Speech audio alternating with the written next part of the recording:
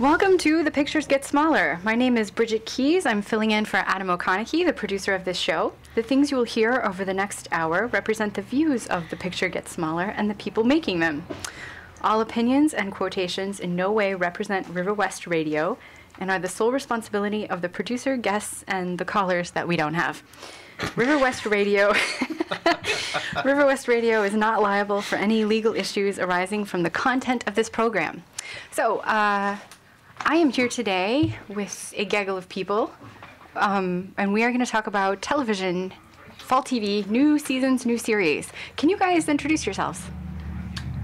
I'm Paul Gagliardi. I'm from Literary Studies, so I am the doppelganger here today. I'm Katie Morrissey. I'm in media and film at UWM. I'm Molly McCourt. I study cinema, media, and digital studies at UWM. Awesome. Hi. Hi. Hello. So, I thought we would start by talking about the Emmys, which just happened a couple of weeks ago. And they sort of tell us what happened last season and what we can look forward to this season. First of all, my first question is, did you guys actually watch the Emmys? No. No. Parts. Do you ever watch the Emmys? No. Parts. Parts. Okay, so as a point of comparison, do you watch the Oscars? No. Sometimes, yes. I watch them every year. They're my Super Bowl. If I'm dragged to people, dragged by people who think of them as the Super Bowl, will go. But I was bitterly wounded when Titanic won an Oscar, and I never looked back. So I will not watch it unless forced by friends. There is so much to mine there, but we have to move on. So we'll save that. And if anyone is listening to this and they want to weigh in on whether or not Titanic should receive an Oscar, you can post about it on our... Maybe a different radio show altogether. Yeah, it will. You can post about it on our Facebook page. We have a Facebook group called The Pictures Get Smaller. You go find us and like us. But okay, so why don't people watch the Emmys the way that they watch the Oscars? What's that all about? I have no interest in it. I don't watch television in that way where I would be interested in who's winning or who's not winning or what they're wearing. It just isn't compelling to me. But that doesn't really answer your question. I have a theory. This is half formed, half baked. But I think that, I don't know, I think a lot of the romance and the attraction of the Oscars comes from the idea of, no matter how troubling it is, of like glamorous old Hollywood, the stars and everything. And when people went on to switch their TV on, I mean, we all are fighting this. Like, TV is, we're studying all this stuff, but I mean, that's kind of where you would watch TV and look at relatively normal people, like in sitcoms, and this didn't seem as flashy or any, and so it's just kind of a strange idea to have those people who are portraying seemingly normal people on an awards show. So I don't know, that's just kind of what I was thinking about today, because I was trying to figure it out, because award shows are kind of amusing to me, but I really do like the Oscars, and I am incredibly indifferent about the Emmys. Well, you said seemingly normal people, and there's also the theory that movie stars are removed from us, right? Because we go to a theater to see them, so they're sort of held on high, whereas TV's characters, not even the stars, but the characters come in our homes, and we see them grow and change in our living room, right? And so they're... Now we can watch Jackie Gleason while we eat. They're real people, right? And so maybe it's a little bit less of that celebrity spotting stuff, right? Yeah, I think Hollywood has sold itself as a dream factory, and TV is much closer to our reality, right? And so you don't physically go to the TV, you physically go to the theater and see Avatar, where you get lost in another world for 2 hours. But I think in TV, you're just reminded of your reality, your daily life, because you're sitting at home watching with people that you may or may not like. And it's more integrated into your life. Yeah, it's more integrated into your life. And so it's not the same sort of appeal that Hollywood has had since the 20s and 30s. It's more mundane, maybe? So none of us actually watched the Emmys, but did you hear about the winners and losers this year? No. There were some surprising results, yeah? I looked it up after, because there are shows that I kind of root for, but it's, because It's just kind of the thing like where you look after like to see if like, oh, is this show still on top? Like I was crushed about Mad Men, for example. That's right. Mad Men was up for Best Drama Series, right? And also Best Actor and John Hamm, and Best Actress was Elizabeth Moss. Yes. And they all lost. Right. And they, in all 3 categories, lost to Homeland. Right. What's that all about, Molly? I mean, Mad Men was the titan, right, of the Emmys. Yeah. Is Mad Men's reign over?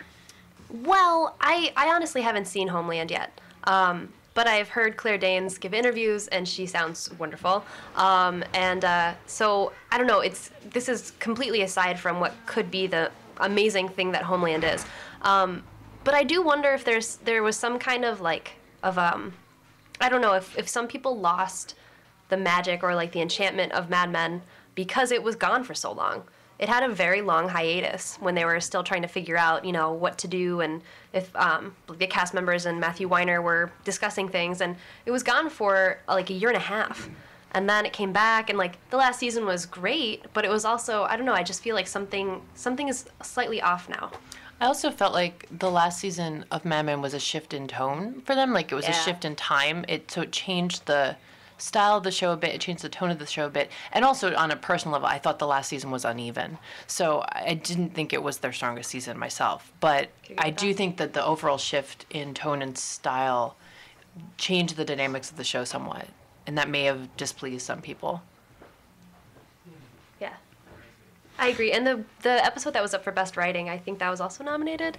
And I did not agree with like what they chose the other woman, and that was like the most troubling episode. So if there's anyone who knows what I'm talking about, like maybe this is ringing true. It had 3 storylines about 3 of the 4 women in the cast, and it immediately received lots of blog posts, lots of criticism online. And fan protests. Yes, yeah. And that was like, and I agree with what Katie said about it being uneven. That was like, I think that was the episode that kind of brought that to the fore. It is very different than what we're used to. Homeland, I don't know, and I wonder, like, this has to do with what we are going through now. The basis of Homeland, it is not set in the 60s. It is a present-day drama. So that deals with a lot of, like, I don't know the exact specifics. Does anybody know? I just know that she, like, I remember I listened to a clip, and Claire Danes is trying to prevent, like, another terrorist attack in the U.S. So she has some kind of, like, and she's also, like, I want to say, she has some kind of mental illness that she, like, studied and did all these things. So she sounds like she has a great job, and, like, the actual show has it's, like, really dense. And I think it's with, like, current issues. Whereas Mad Men, it's like maybe we're done looking at the 60s, even if it is revisionist. I don't know. I don't want to be. I still love it. We should also say that these are both shows on cable, but Homeland is on Showtime, so premium cable, whereas Mad Men's on AMC. Do you think that it's possible for something not on cable to compete with these guys anymore? Or is cable always going to have better quality shows and win all the awards? Are we in the days where broadcast TV just can't compete?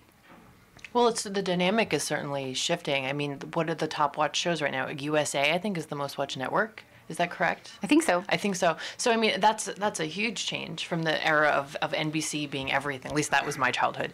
Obviously, it shifts over time. Then there was the era of CBS being everything.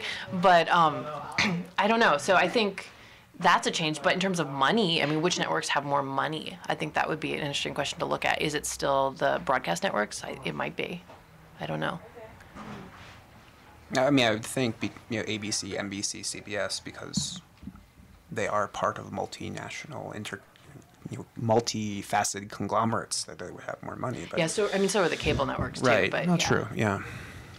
I don't know. I mean, it seems like that cable has this reputation of the great shows, right? Going back to The Sopranos and The Wire and Mad Men. And so is that just something that Academy members? Is it the Academy? The Emmy voting people? Are they the Academy? They're an Academy, but not the Academy. Okay. Think an Academy? Academy. They're their Academy. Their Academy. The lesser Academy. I wonder if that's just like a bias, that because it's on cable, it's going to be edgier, because they're going to be able to... Well, the dramas, too, we should say. Like, right. Because comedies, I feel like broadcast comedies are still fine, right? I mean, it also has to do with how the networks market themselves too, right? I mean, the premium cable networks get subscribers by marketing themselves as being more cinematic and having a certain look and feel that connects more to cinema. The broadcasters network, they're dependent on this kind of marketing appeal of being in your home and being kind of part of your family. And I mean, doesn't NBC call itself literally part of your family or something like that, or did for a time? So I mean, there's just a different kind of pitch there too. Well, I'm glad you brought up NBC because this is the final season for some of their biggest shows. 30 Rock and The Office, maybe Parks and Rec. Is that true? No. Someone said that. Who said that? Someone told me that. I didn't think that was true, which is good because that actually, that gives Amy Poehler one more chance to win an Emmy. But what do you think about the end of 30 Rock and The Office? Is NBC over when those shows are gone? Is their new lineup going to stick around? What is their new lineup, and are you watching it? I mean, is NBC there now? I mean, they're constantly in 4th, 5th place among the big networks in terms of ratings. Their 3 biggest shows, Sunday Night Football, and I can't think of the other 2. I think with those shows, it's just they had a really great run, and I'm not sure anyone cares anymore about The Office or 30 Rock. And I like 30 Rock, but it's not. I think it's stopped being, to quote NBC, must-see TV 3-4 seasons ago. So but I don't know. Is this it for NBC? Well, I was just going to say too that there's a little dog outside the window. A really adorable little dog distracting us. Tiny puppy. Anyway, I was also going to say that this has to do with reading Tina Fey's Bossy Pants. I didn't realize that NBC's, especially 30 Rock, got as low ratings as it did, and still kind of does, I think. Because in my mind, it was just it's in the conversation so much, in the sense of this, if you're going to talk about how comedy on broadcast is just kind of mindless, this is actually really smart and witty. And look at Tina Fey; she's a funny girl. It's same as Amy Poehler is proving now with Parks and Rec. And but at the same time, that doesn't equal ratings. And so I kind of have to echo Paul. I don't know if NBC has really been thriving recently, because those, it's with Friends and all that must-see TV. That was one thing, but it's different now. The thing I also wonder, I don't know the numbers. I know that NBC has been seen as a network that's struggling, but it's a broadcast network that's been seen as struggling, and I wonder if they're held to a different standard in terms of numbers than you would see on cable. I honestly don't know the answer to that. I would have to actually go up and look at the numbers that are up there. But so what makes people say that USA is being, what numbers constitute USA being a top network versus ABC being a failing network? I don't know if they're the same or if they're just held to different standards. Are you guys watching any of NBC's new shows? I'm not. I know a lot of people are, but overall, I'm seeing, you can't tell because we're on radio, but I'm seeing perplexed faces. What are these new shows? I'm trying to remember which new shows are where. There's a new Matthew Perry show, Go On. Yeah, no interest in that, sorry. Yeah, forget it. I've actually watched it every week. Is it good? Do you like it? There's the new Ryan Murphy show, The New Normal. Oh, I am watching right. that. Okay. Yeah. I haven't yet, but I want to. Yeah. Okay. Especially because of this pre-show talk we had about how wonderful it is. So I'm not sure you're allowed to tell them there was a pre-show talk. Well, we gotta prep something. You're spoiling the format. Spoilers are part of TV. I think you're breaking the 4th wall. In some ways. You already talked about a dog.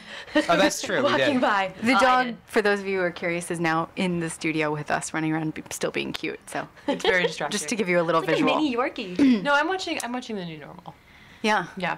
So this is Ryan Murphy's new show. We should Yes. also say he's got Glee on Fox. Yes. And The New Normal on NBC. And Glee has completely changed form this year. Cast is split. Half are in Lima, half are in New York. We've got 2 sort of concurrent storylines going on. New cast members have come in. Lots of cast members have left. Fans are upset. Is The New Normal going to save Ryan Murphy from raging fans? Is anyone still watching Glee? I've pretty much stopped watching Glee, to be honest. What I was did, so the did I. breaking point for you? The kind of darkness to the humor decreased a little too much in favor of the kind of soap opera of the romances, which in some shows I'm into, but in Glee I really miss the dark humor. And also, the kind of formula of the show just got a little too repetitive for me. I love singing and dancing. I'm a musical theater child, but there's a point where it's like I would like it to be more integrated into the story. The kind of gimmick of the week gets a little tiring after a while. But it was enjoyable at the start. I just, I don't know. I was never a fan per se, but I watched it because other people were watching it, and I could appreciate it on some level. But I think, yeah, it became a sort of. I think I understood what they was trying to do by subverting, certain stereotypes, but then it kind of collapsed in on itself as a show, and this is the theme of the week, and. And we're attempting to merge what happens from show to show, but then forget everything what happened last week. Yeah. And we're being tongue-in-cheek about that, but we're being serious. It just, to me, became a mess of a show. And yeah, I agree. I think it's also a real problem that knowing that the characters were going to graduate from high school and we'd need replacement characters, that new people weren't introduced until this season when the old guys are gone. So we're being asked to care about people we don't know yet. Yeah. While the people we do know and care about are not on the show. And I think he would have done a much better job to have introduced those people at least last year, if not before. Which is a strange There are approach, some because holdover characters, but high school works in that way where you have a club. every with year people there from should be every new year. people. Yeah. Right. So, I don't know. Yeah, I mean, there are some holdover characters, but it's not the fan favorites. It's not the ones who had the biggest storylines, who are left in the high school. But yeah, I think that's a real problem, right? Because your audience gets attached to certain people. Yeah. And it's not always easy for them to get attached to new people, right? Yeah. It's the Darren syndrome. Okay, we're at our first quarter hour. Molly's saying, "What's Darren?" I was making a Bewitched reference. Oh, yeah, now I get it. New Thank you. Darren. Yep. Yeah, okay. So we're at the first quarter hour. So what we're going to do is we're going to have fun with our format this week.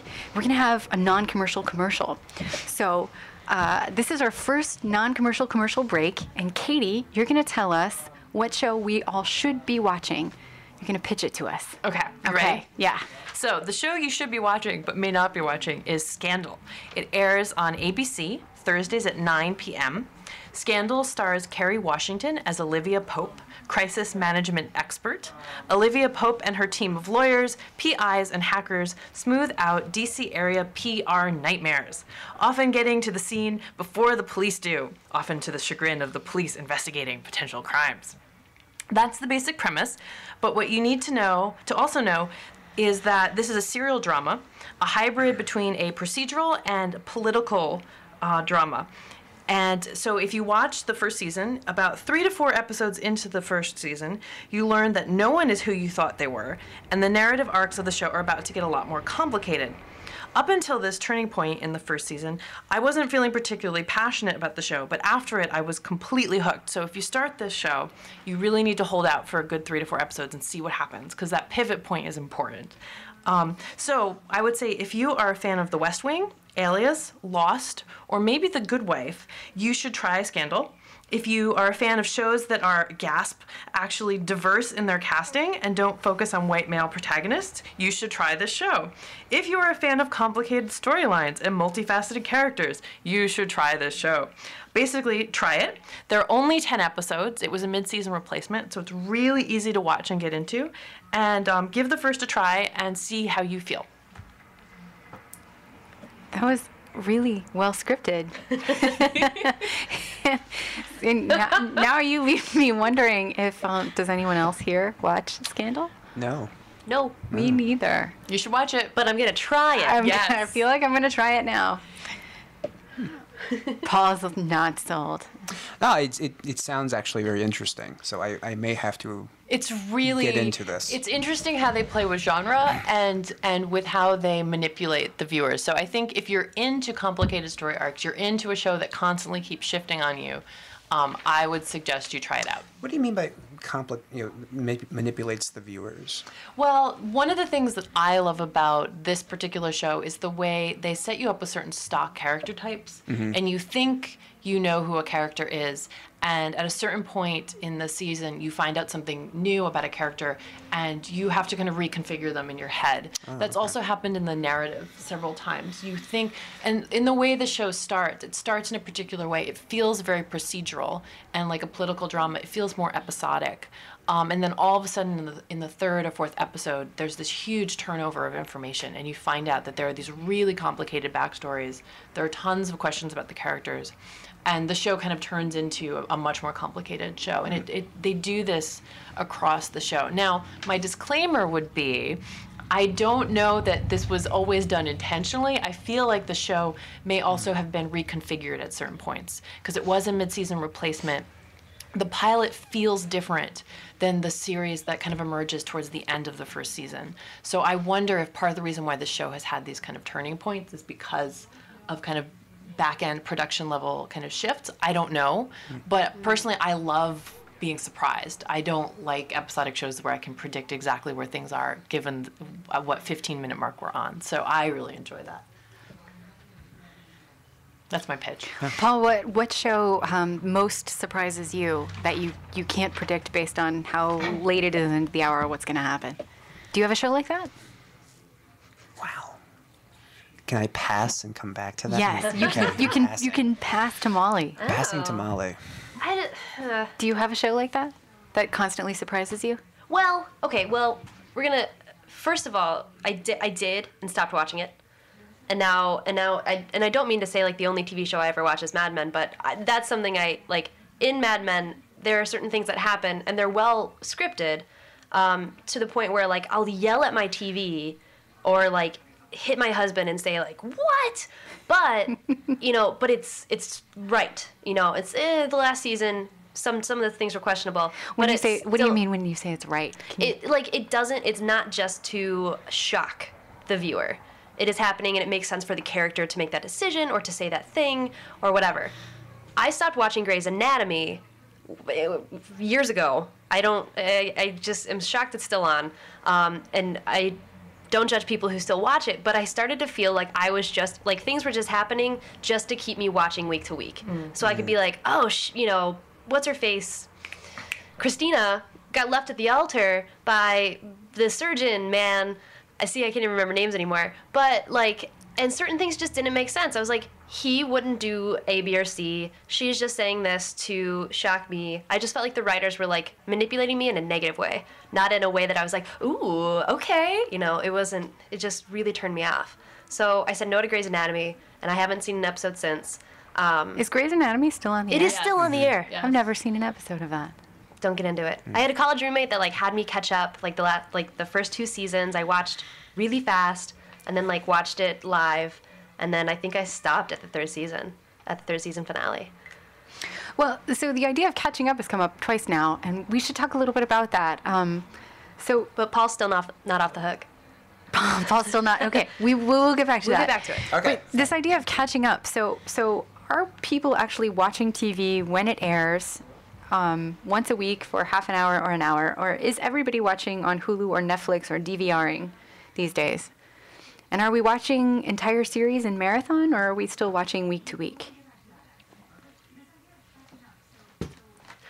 We just got the capabilities to DVR. This is the royal we. In my household. I'm asking. Oh yeah, and this is Molly talking. I have started to discover how great DVRing is, but I don't know. But at the same time, it's still like a novelty. So if you record it, it's cool that you can fast forward through commercials, and then we erase it right away. It's not like we don't DVR like in the sense of like we're going to rewatch this. It's just to to not get home for your TV in the sense.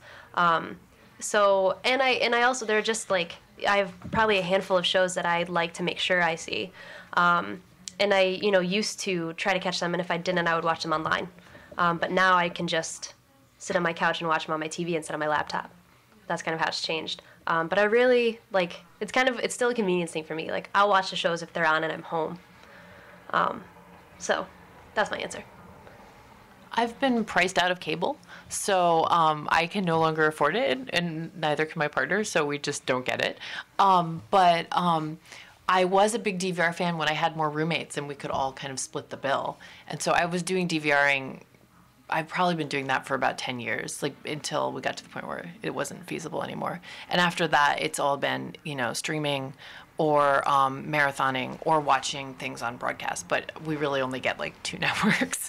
So What 2 networks do you get? mostly we get a lot of PBS that comes in regularly. Did you watch Downtown Abbey? Yes, constantly. In fact, I was going to say, you're talking about shows that surprise you. That would be a show that would fit into that.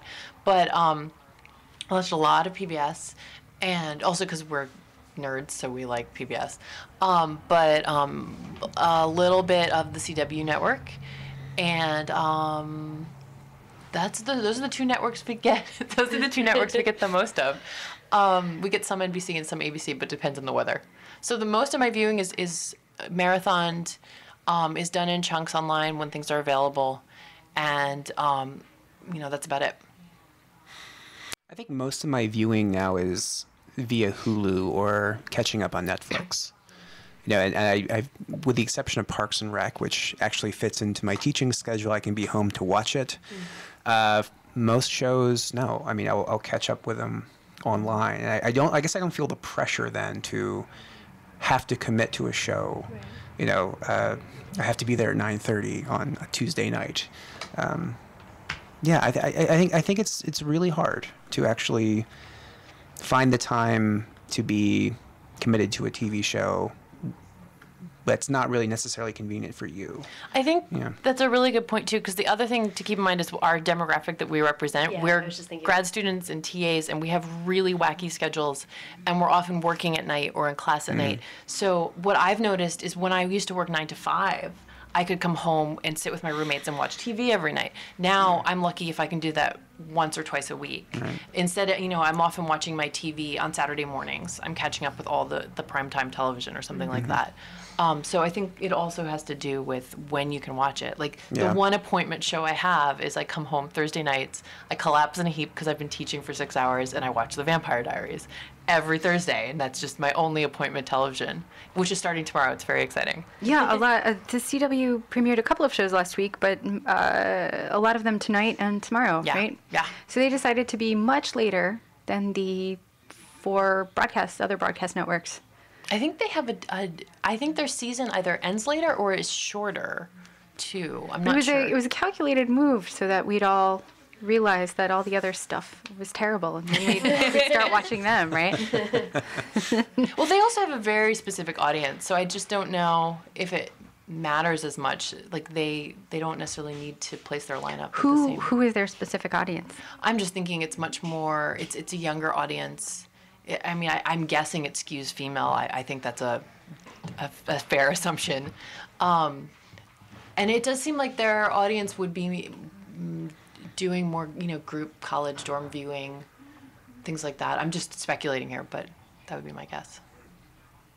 Feel free to disagree with me, either of you. No, I agree. Okay. Do you guys do group viewings of anything? Do you have watching parties? Yeah, I haven't had a watching party in like 7 years. What was the last thing you had a watching party of? Are Super Bowls counting? But no. No. Okay. No. I think actually the last viewing party I had was for the 2004 election. We watched The Daily Show the night of. So that was like the last time I had people over to communally watch something. Special events, sports, special elections, events, yeah. But not like narrative television. No. Mad Men and Lost. We used to have a lot of viewing parties around. End of season, beginning of season, big episodes that we were excited about. I have one person watching parties. Does that count? Yeah. Well, I think I was just going to say, like... There's special food and drink, so I feel like it counts as a party. Yeah. Like, the one show that and this wasn't even a marathon, it was like 5Ks spread out of The Wire. But Jamie and I, my husband and I, did, like, all of it, like, spread over, like, last fall and winter. And, like, when we had, like, a Friday where there was nothing to do, we would start at, like, 6. And it was, like, that was the night we had a bottle of red wine. Yeah. Like, that was, like, we're watching The Wire and, like, eating dark chocolate. I was eating dark chocolate. But, like, that was an event for us. And that was, like, our show. And there was something kind of cool because we were late. We were years late on that. But it it made it, like, cool for us.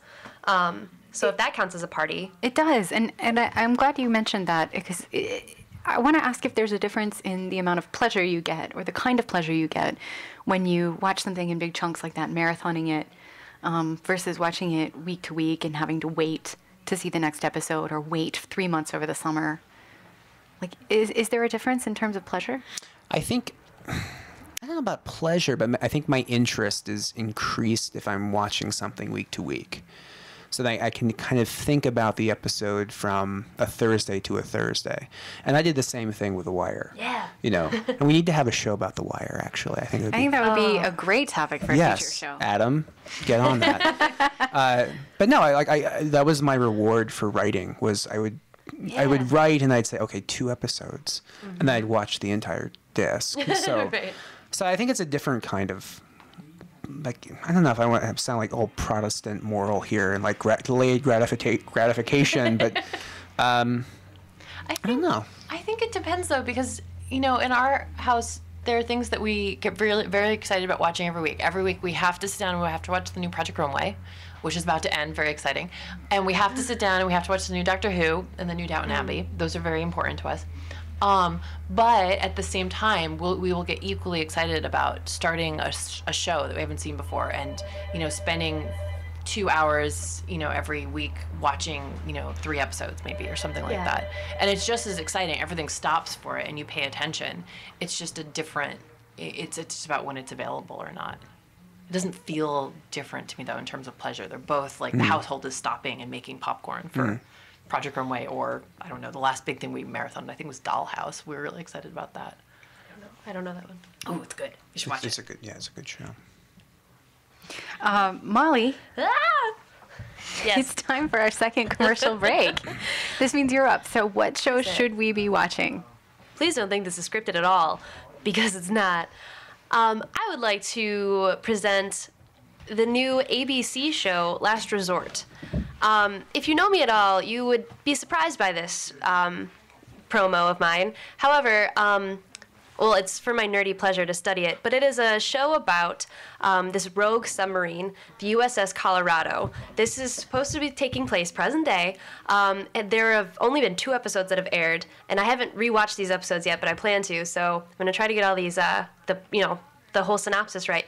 However, this is really interesting for anyone. You can think about it as far as because when I first watched it, I was like, this is like, man, let's puff out America's chest. Like, let's be proud. Let's have integrity. But at the same time, there are different levels, because this submarine actually, in the pilot, is fired upon because they question orders that come from a secondary station to bomb Pakistan. So they are set to do it. The captain and the XO have their keys in the thing that's going to send the missiles, and they say, can I please get an order from Washington? And then they are fired upon by a U.S. submarine.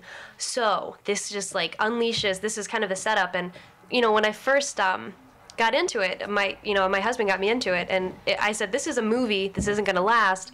So part of what I think is interesting and what I think other people should be interested in as well is watching to see if this cinematic, urgent adrenaline rush is going to keep up.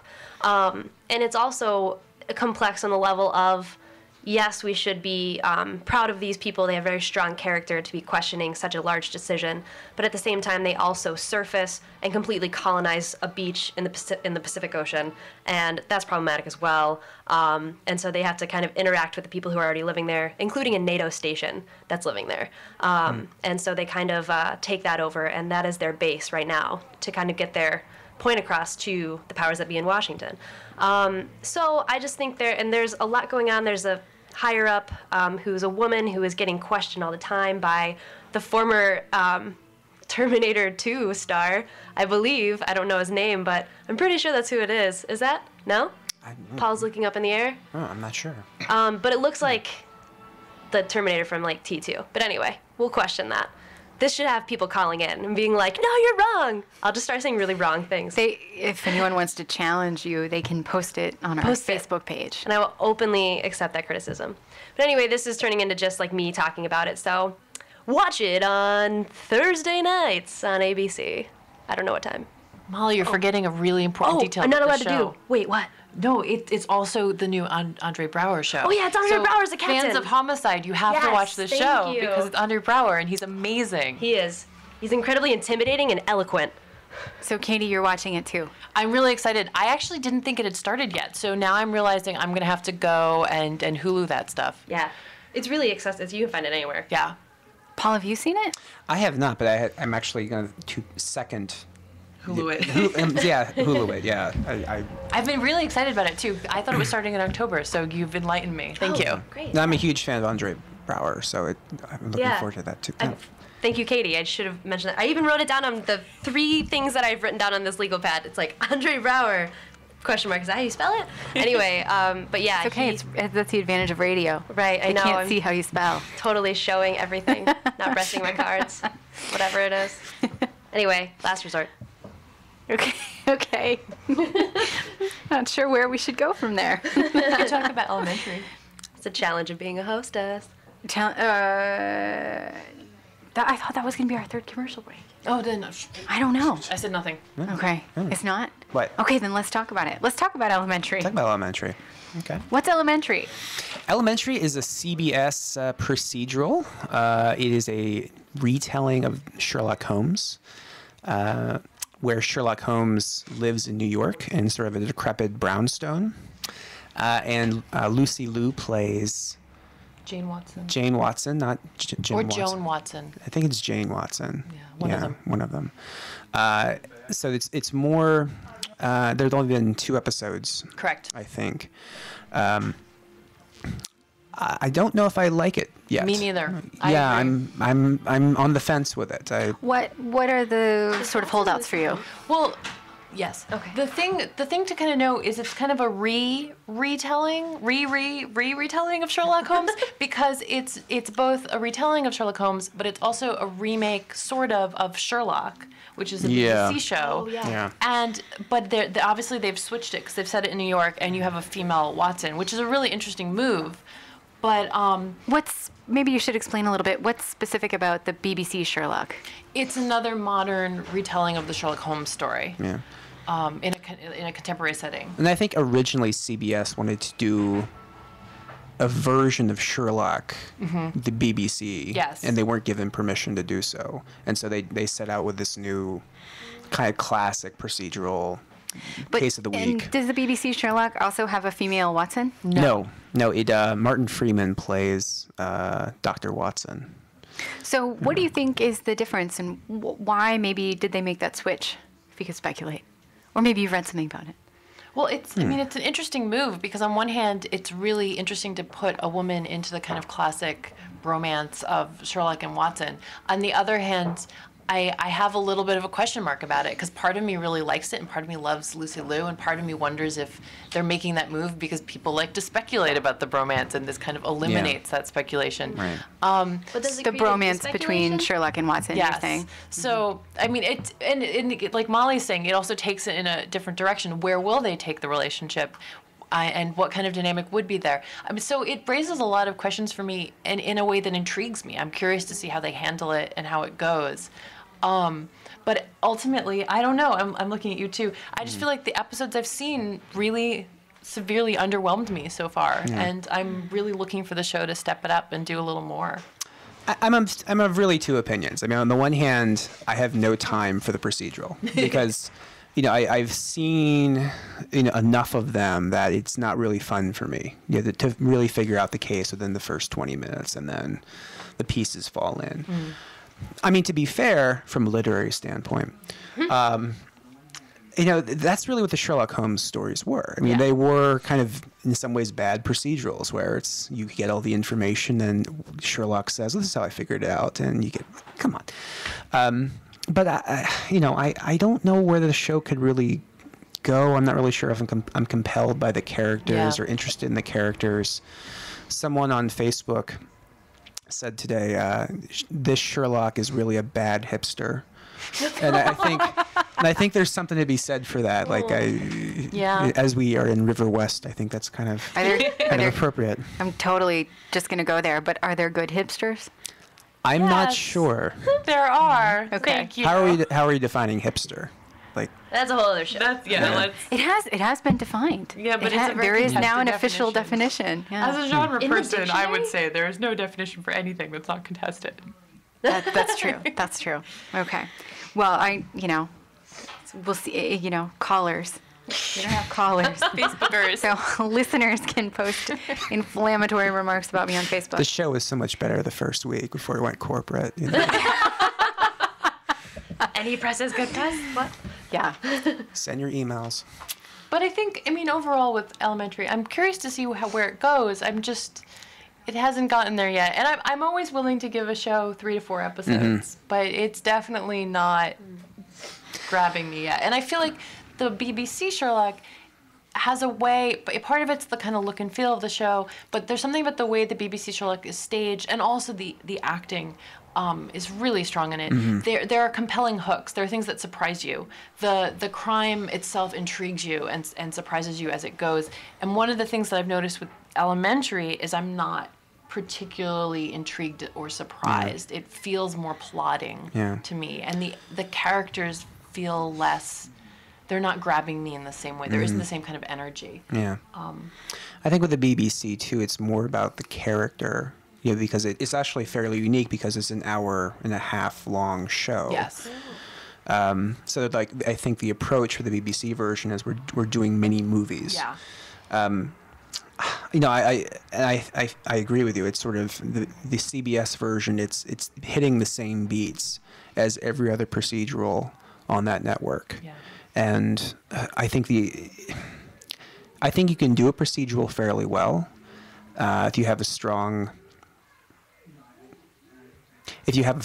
central character. And I don't really think the characters are that strong. And I agree. Yeah. I agree. Does the BBC do better television than the American networks? Well, to your point earlier, it's hard to cross compare because Sherlock is an hour and a half long and it has a very different budget. So it's a little unfair to... And that's now I think it's the BBC's kind of prestige, not Downton Abbey show. And so they do have the budget and they do have... Yeah. It's a very different storytelling technique, but I'm sure there are horrible British shows that we're just not exposed to. Yes, that's also probably true. Yeah, that's what I only have BBC America, and I don't even think we have that anymore. But that was just that was how I got Doctor Who before Netflix came along, and that is the extent of at least my. And I heard about Sherlock, and wanted to watch it, but I don't know. That's kind of all I know. I don't know of the crappy stuff. Because we're less likely to get it, right? Yeah. They're only going to send us the good stuff, right? Like the tea. Or the successful stuff, we should say. The successful stuff. Not necessarily good. That's true. Yeah. A lot of television is considered good by how large an audience it generates, right? Yeah. Right. Not by how well it's written or acted or produced or directed. Yeah. Which I want to talk about, or just say we don't really need to talk about it or spend any more time on 2.5 Men. However, Alec Baldwin deserved that Emmy, over John Cryer. And Wait. So I wanted to just we should throw that in. We don't have to completely return. We should give a little context. Yes. So John Cryer this year, for the first time, was up for Best Actor in a Comedy Series instead of Supporting Actor. True. After Charlie Sheen's departure. So this was a big change in 2.5 Men. And Cryer won. Mm-hmm. So maybe this is the lesser Academy's pejorative way of rewarding him for having to deal with Charlie Sheen for 10 years, maybe. Yeah. I guess I just don't understand it, and that's kind of that is one of the biggest qualms with award shows, because how can you understand who wins and what the logic is? But in my mind, it's always been 2.5 Men is the most popular comedy on the air. Fine, there's not much going on there or whatever. That's up to ratings, and so, but in my mind, Alec Baldwin is a little bit of a solidarity movement happening outside our studio. Sorry about the pause. But yeah, so it was in my mind, I was if you're going to reward acting at this show, at this award show, this is where there should be some recognition to Jack Donaghy / Alec Baldwin. And I feel I don't know. I just, that is the one huge upset in my mind. Has Alec Baldwin ever won? I think he has. Has he? Okay, I don't know, but I just remember seeing who was up for it this year, and seeing that John Cryer won over Alec Baldwin and being upset. Mm-hmm. So I don't know. I just wanted to throw that out there because we were talking about like successful equals good in TV, and in that mindset, that's 2.5 Men is a good show. Quote, she's making air quotes. So you don't like 2.5 Men? No. No. Paul? I echo that sentiment. I think Katie? it's a terrible show. I find it unwatchable. What's so terrible about it? It's just, to me, it's badly written. It's Bad acting. It's bad acting. It's I'm not interested in hearing about the woes of white men. I'm sorry. And it's, Well, doesn't that eliminate like 80% of all television? I skip a lot of television. and it's like, I don't know. I feel like that their day has come and gone, especially because I don't know his name because I don't pay enough attention, but the half man is a man. And he started as a boy and he's a man now. Like the kid Jake. It should have stopped a long time ago. And especially like Charlie Sheen's departure, maybe that should have been a sign because Ashton Kutcher, I've heard not good things. Well, but you haven't seen him to know for your own. I watched one episode but then had to like stop, Okay. like Katie. Well, I'm glad you mentioned this idea of like the show had its time and it should have come and gone because what we often talk about in television and what I often teach my students is that it's a really small number of shows that get multiple seasons, right? But it seems to me, tell me if you guys agree, that those that do get renewed way too many times. Or more than they used to, maybe. I mean, we're seeing, once upon a time, if you made 10 seasons, that was record-breaking. And that's not record-breaking anymore. I can think of a good number of shows that have reached 10 seasons. Why is that? I mean, I wonder how much the number of the increase in cable has made it that much more profitable to keep rerunning shows. Because like the magic number used to be, I think, 100 episodes. 100 and then episodes, you could go sell it into to syndication. syndication. But now, because there Which is are about so many 5 shows seasons. in syndication and so many shows for time on cable that maybe people just keep mining that show for as long as they There's more places can. for them to go, too. Yeah, I think that's a really good point. More places for them to go More in network syndication, you channels, mean? Yeah. What about viewer fatigue, though? I mean, don't even loyal viewers get sick of watching something after 8-9 years? But with the way audiences are distributed these days and the different kind of niches that are set up, it may be less of an issue. Maybe it just kind of goes to an audience that hasn't seen it before or is kind of new to it. Yeah, that's true. Like I remember having students last year talk about How I Met Your Mother and how like that was getting newer, like they were becoming new viewers like after they had watched it on WGN or whatever. Then they were catching up and then they were like kind of bringing people along. It's kind of on all the time on WGN. It is on all the time. I think it's on 4 or 5 times a night. Yep, there's a reason I said it right away. Yeah. But yeah, so I do, I totally see that point. And it's still on, so they've just started season 8, actually. There's talk of it also going one more season. I hope so. Amazing. Because the title is, the point of the show, and it's... It has to go until he meets your Right. mother, right? That show's still on? It's still It is still on. Wow. It is still on. Robin and they've had Barney 3 got episodes married. of season 8. We don't know that. We've We don't seen their know? wedding, but we've not That's- seen them actually get married. Oh, okay, that's when there Yeah. was a question mark in my words. There's a question mark, right? And but something that fans have pointed out about that particular show is that the device is that Ted, the main character, is narrating the story of how he met his wife to these kids. And they shot the kids in the first season, and they've used the same footage of them now for 8 years. But in theory, given the time that the show Right. started and how old the kids were supposed to be, if he doesn't meet the mom soon, that timeline isn't going to pan out anymore. It'll be like right? a Back to the Future moment. Right. Like my parents have to meet. Yes, parents have to meet. Maybe the soon. show will end by like having some sort of time-space Wormhole thing where the kids meet themselves in time and thus destroy their timeline and I wouldn't put it past. I mean, they do Yeah. a lot of really interesting things with the timeline Yeah. on that show. It could happen. You never know. I like that idea. We're at time for our final commercial break. So, Okay. Paul, it's to you. All right, mine will be short and sweet. Since now I'm afraid that the show will be canceled after this season, whether this is erroneous information or not, I encourage all of you, if you're not watching already, please, 8:30 NBC Thursday night, watch Parks and Recreation. If you are a fan of The Simpsons, if the glory days of The Simpsons, if you love getting lost in a universe, a tiny universe, this imaginary town, Pawnee, Indiana, if you like seeing people or characters that actually care about one another and do develop as characters and do things that actually make sense for their characters, watch this show. I think it is the best comedy to come down the pike on network television since Seinfeld. And I will stand by that. It started out really slow. It was a critical darling, but it didn't have the audience and if I could, pretty recently. Yeah, and I was, the question earlier, what shows have surprised me? The first season is very much like a bad knockoff of The Office. And what has amazed me is that it has been able to kind of keep multiple storylines together week to week. It doesn't reset the clock, with each new episode. It's sort of there are these still simmering issues that exist in the town and in the city hall and in relationships.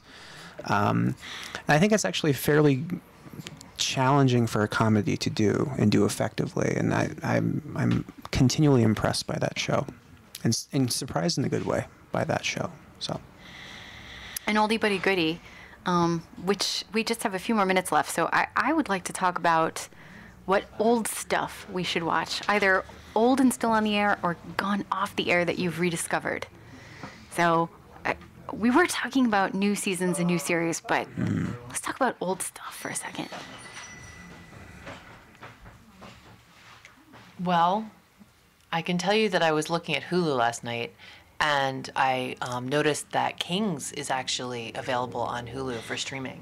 And that was a show that was canceled in the middle of its first season. It will have an epic cliffhanger that will not be resolved. But it was a very well-regarded show when it came out. Very interesting, very strong acting, and definitely worth checking out.